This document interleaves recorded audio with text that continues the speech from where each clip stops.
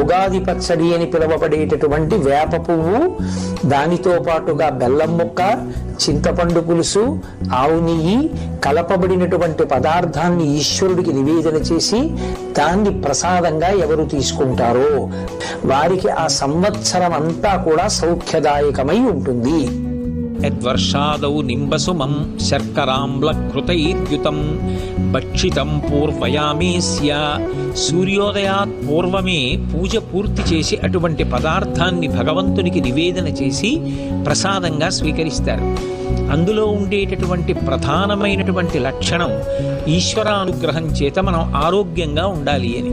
మొట్టమొదట శరీరము ఆరోగ్యంగా ఉంటే ఇది భగవంతుడిచ్చినటువంటి గొప్ప ధర్మ సాధనకు సంబంధించిన ఉపకరణం కనుక దీన్ని ఆధారం చేసుకుని ధర్మానుష్ఠానం చేయగలుగుతాడు.